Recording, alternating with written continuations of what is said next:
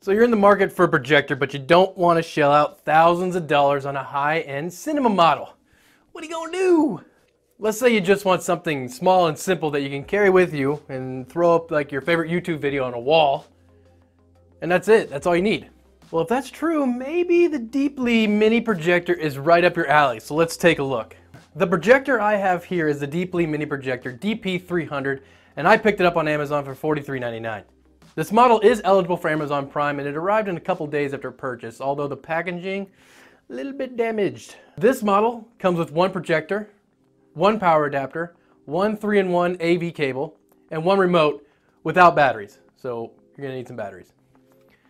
Now this projector comes in at 5 inches wide, 3.4 inches deep, and 1.9 inches tall, and only weighs in at 10 ounces. The stated projection size is 24 to 60 inches at a projection distance of 32 to 79 inches, and it supports an aspect ratio of 4:3 and 16:9.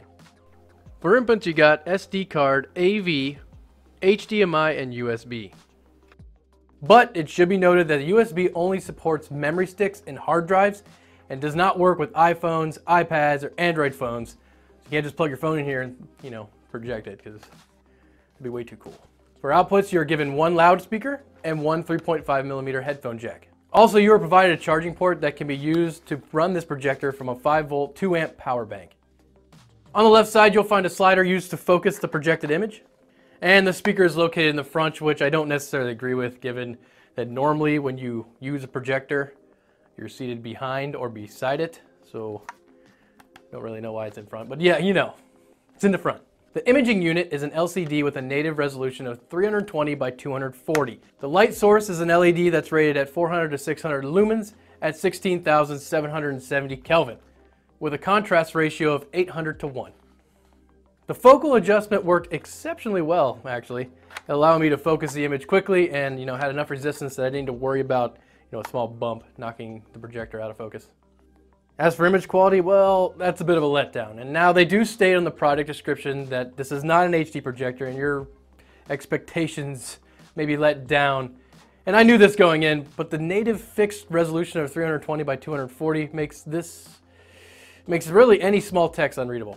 Also, the pixelization is so noticeable that it makes watching any content, regardless of size or distance, unsatisfying to say the least. For example, here's the projector set up in the hallway where I can get, everything relatively dark, and from, roughly 3 feet back, everything doesn't look too bad, but as we zoom in, we start to notice that at the bottom there where it's supposed to say, I believe, CBS is almost unreadable, and then next to that, where you got Amazon Prime and whatever else it tried to say, you cannot make that out to save your life. Here's another photo of that same text where I just got, really close with my camera just to show that it wasn't the camera that was pixelated, it's actually the image. So we're right up against it, probably about 6 inches away, 10 inches, and you can see that you can't make out anything that what that's trying to say. Resolution aside, another issue for this projector is its brightness.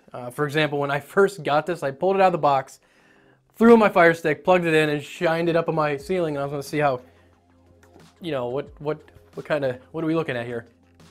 And at first, I thought that the damage on the box had broke this thing and it wasn't even working, but after a while I noticed that it was on and there was an image there. I couldn't see it because the ambient room, I didn't even have a light on in the room, just the light coming in from the window was enough to just wash it out almost entirely. And then, later that night I turned off every light in the house, turned it on, shined it on the wall, and bright was not the word that came to mind. To better, illustrate what I'm trying to say here is, this is the picture I showed you earlier with the projector set up upstairs in my hallway with all the doors closed and the lights off, as dark as I can get it.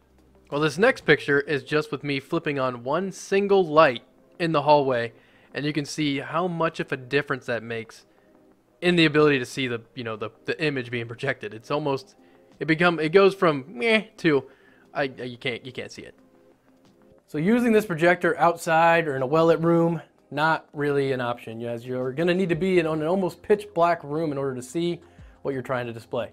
So, is there anything this little projector has going for it? Well, not really. During my testing, the only thing that I thought of that was nice was the speaker. Although, I questioned its placement. I found its volume and clarity actually pretty good given its size. I turned it on, threw up a video, and I was like, ooh, that looks horrible. But it doesn't sound that bad. Woo-hoo! It's August 28th, 2018, and that's right, we're talking about trains. Steam locomotives. But when you buy a projector, do you really want its high point to be its speakers? So after using the DeepLee Mini Projector, do I think it's worth the $43.99 price tag? No. Although, you know, it does feel relatively well built, given its price point, the low resolution and inability to be used like anywhere that there's light makes it like almost unusable in any situation. If a projector is really something you're wanting, you're much better off looking for something used that may cost a little bit more but offer a much better experience. So thank you for watching, and this has been Major Hardware. Make sure to hit that little watermark or click on the little icon that's going to pop up in a minute and get subscribed.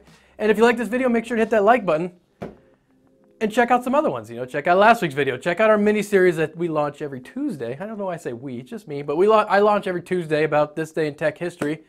Give that a look. Maybe you like that as well, and we'll see you in the next one.